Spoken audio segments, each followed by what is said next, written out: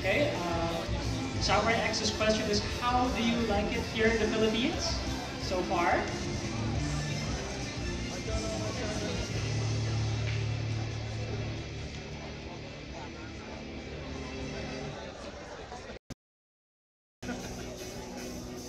Nagustuhan daw po niyo yung Philippines kasi ang warm welcome daw lahat ng mga Pilipino.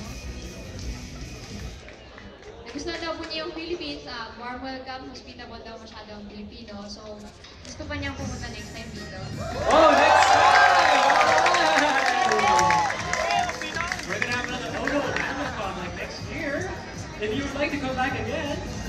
For some reason. No worries. Oh, okay, doesn't have anything else to say. Does anyone else have any other questions? Who, you? Come here. Are you cosplaying anybody there?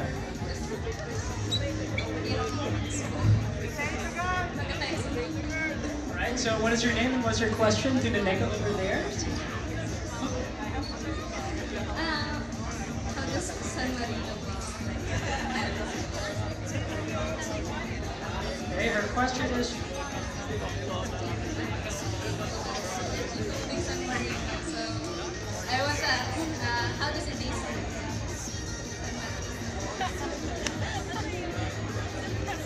she's asking if supposedly Neko was holding San Marino, the sardines before. Actually, sabi niya kasi first time niya nakita, mukha siyang